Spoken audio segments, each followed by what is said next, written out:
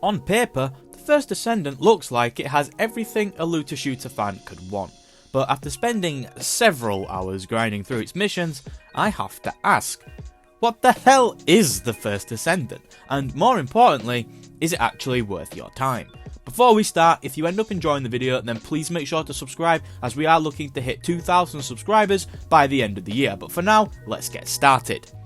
In this game, you play as a Descendant, one of many customizable characters with unique abilities, fighting against an invading force called the Vulgus. The game is clearly inspired by the likes of Warframe and Destiny, blending co-op action RPG elements with fast-paced gunplay.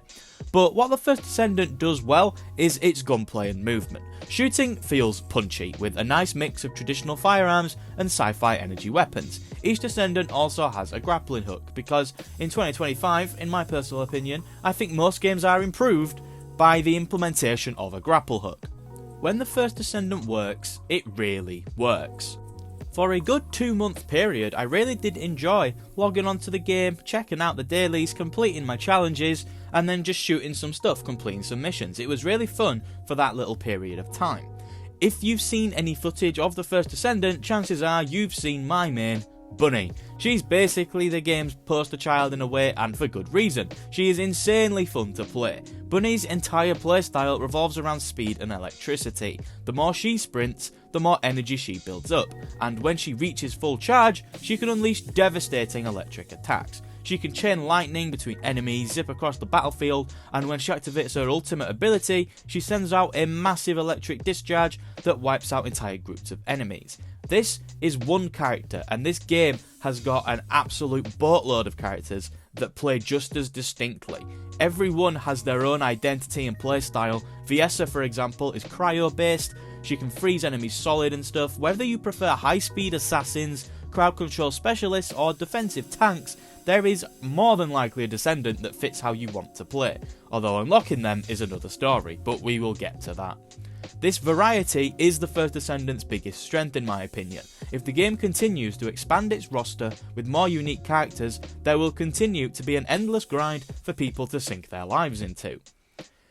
Now let's talk about the movement, because the First Descendant is actually quite agile. The grappling hook is fast, responsive and versatile. You can use it to quickly reposition, to get the hell out of somewhere, or get a better angle on the enemy. It adds verticality. This game has a lot of that verticality ingrained into its sort of philosophy, and it does feel quite dynamic.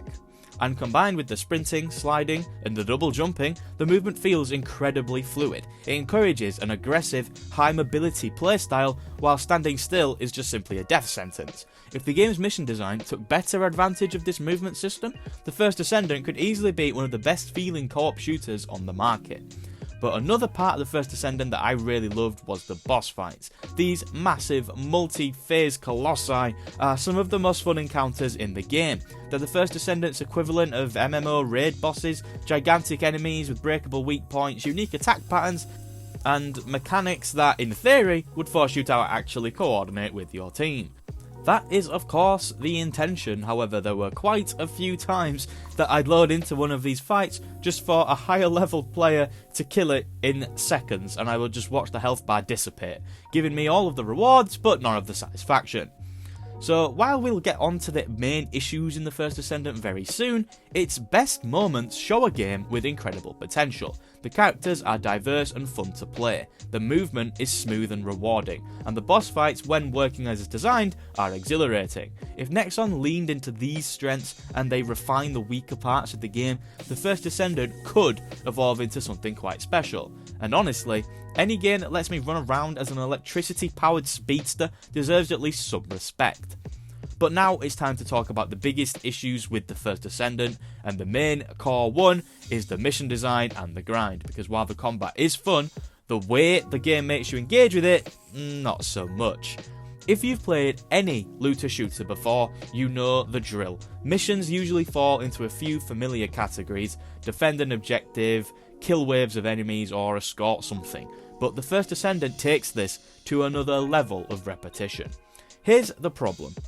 Almost every single mission in this game feels the same. You're either defending a stationary object with enemies just mindlessly running at you, standing in a circle to capture something, or escorting a snail-paced drone across a battlefield. And this wouldn't be so bad if there was some little aspect, some little drip of variety in these objectives. But instead, the game just reuses the same mission structures over and over across different locations without adding anything new to keep them interesting.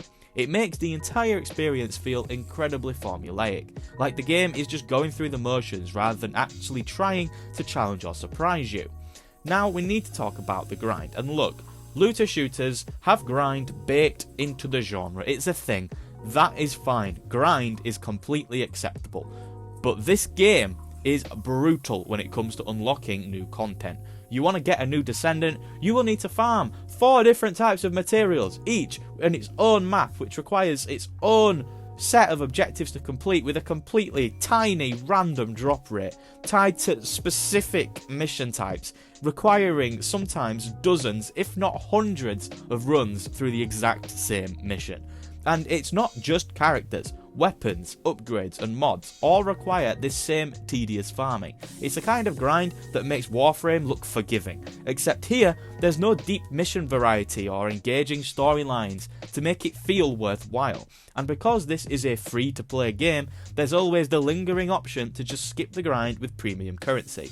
It doesn't quite cross the line into pay to win because of course this is in an entirely PvE based game, but it definitely leans into pay to not suffer sometimes.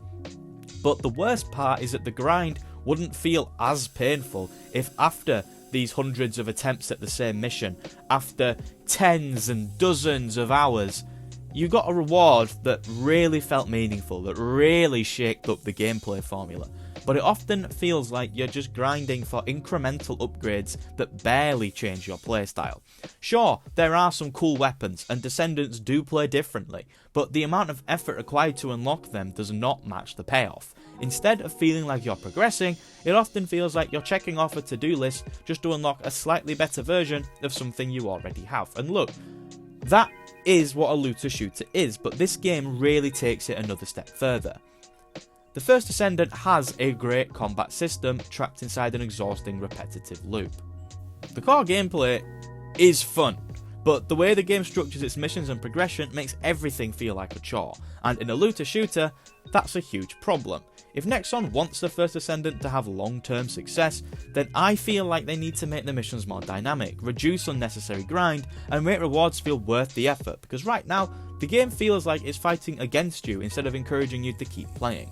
And all of this doesn't even begin to cover how overwhelming the game is. There are so many random items and materials, to the point where to even engage with the mindless grind, you're going to have to do some extensive research to figure out what you're even supposed to be grinding towards. There are so many things, some random material will upgrade your weapon, you will be unlocking so many mods, you won't know what to do with them, you eventually figure it out and that's cool, but then you unlock about 50 more rubbish ones and you have to keep going through your inventory. The game just takes tedium as a concept and just absolutely bathes in it. There are so many menus, so many materials that do completely different things that the game just expects you to know what you're supposed to be doing. I'm really quite surprised that so many people actually play the game, because I'm surprised that so many people actually understood what they were doing. It took me ages. So, what the hell is the First Descendant? It's a game with fantastic combat trapped inside a very frustrating grind. It nails the feel of a great looter shooter, but buries that potential under repetitive missions, time-gated progression, and an exhausting farm for rewards that rarely feel worth the time sink.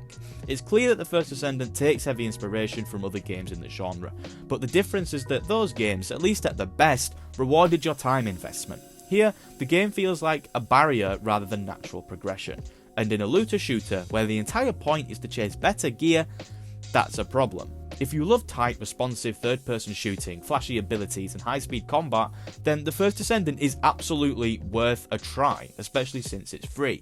Bunny alone is probably a good enough reason to check the game out if you like playing as high mobility characters, and if you're the kind of player who doesn't mind sinking hours upon hours into grinding for incremental upgrades, then you might actually enjoy the long-term investment this game demands.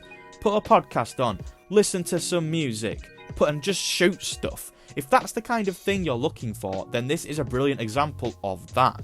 But if you're looking for a game that respects your time, or if you're someone who gets easily frustrated by excessive farming and repetitive mission design, then the First Descendant is really going to test your patience. Thank you for making it to the end of this video. I hope that you did enjoy it. If you did, then please make sure to leave a like because it really does help. Remember, we are trying to hit 2,000 subscribers by the end of the year. So if you did enjoy, please click the subscribe button because I upload at least one video a week. But for now, that is all. Have a nice day and goodbye.